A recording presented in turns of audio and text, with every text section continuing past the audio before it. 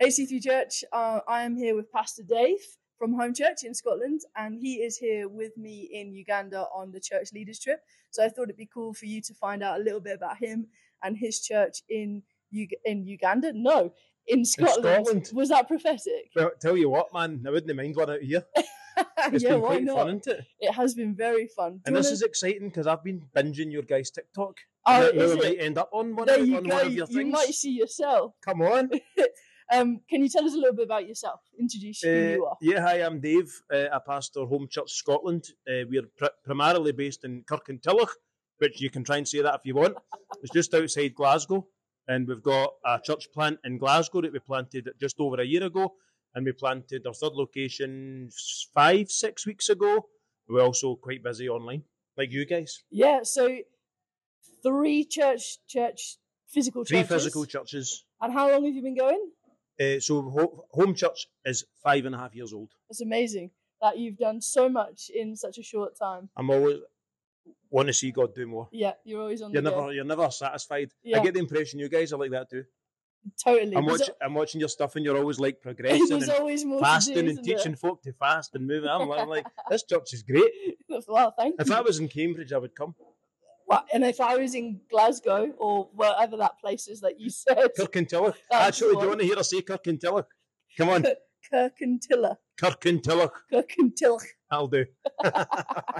So tell us a little bit about your journey of becoming a pastor, because you weren't always a pastor. No, I didn't want to be a pastor. I still don't think I want to be a pastor. I've had a crazy journey. I've been a failed businessman. Really, I've been self-employed since I was 22, I think, and done well, lost it, done well, lost it, done well, lost it. Nervous breakdown, and like life was going kind of crazy, and then I got the opportunity. Well. Whole nervous breakdown thing, crying out to God, what on earth is going on? He said, I never told you to be a businessman, Dave. I told you to be a youth pastor. I was like, okay. So I became a youth pastor, and I did that for 2 years, and it was brutal. Youth pastors don't get enough. It was brutal. You've been a youth pastor. I have. You know what I'm talking about? I do. It's really hard. And there was a youth pastor in a church that didn't want a youth pastor. In fact, didn't really want young people. Okay. But it was like a tick box exercise. Yeah. It was really, really hard. So I did that for 2 years and was like, I had the 2-year contract. I was like, I can't do this anymore. I then became a full-time rock musician.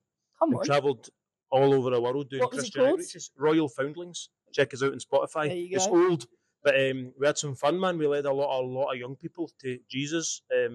Various countries. Loved that. Did that. And then out of that, I started a schools program by accident, which ended up being another business, which I've now had for 10 years. It's called Rookie Rockstars. So we're Scotland's biggest music school. We work with about 1,000 pupils a week in schools, and we look after some people after school, and we've got a number of charity shops to help fund everything that we do. So I would have been 4 years into that, and I got a phone call from a local church that I had been in once with my band. Wow. And someone in the church had a dream that I was the pastor, and they never had one. Wow. So they asked me to go, and I said no. And then they asked me again, and I said no. And then I felt God tell me to go, and I went. And the person that had the dream and their whole family left. So, along with most other people that were there. That's amazing. So, I inherited 20 or so people. Yeah. 14 attendants on a Sunday. Most of them left. Okay. I ended up being left with 9. Wow. And then just realised I did that for a year and realised this isn't working. So, we had to change it up. Yeah. So, we relaunched as Home Church. New name, new leadership, new vision, new culture. Everything was new. Every single thing that we did get stopped. We relaunched everything, and God's been really faithful. So we've seen a lot of growth and a lot of salvations, and more than half of our church growth has been brand new commitments to Jesus and baptisms, which is really exciting. What church growth is. Yeah. So and it's a hard environment in Scotland, but it's been good, and God's been faithful, and we're loving the journey. Good. That sounds amazing. Well done. Jesus. It's hee-haw to do with me. Do you know what hee-haw means? Not a clue. Hee-haw is the Scottish word for nothing. Hee-haw. So it's hee-haw to do with me. There you go. It's all to do with Jesus. There you go.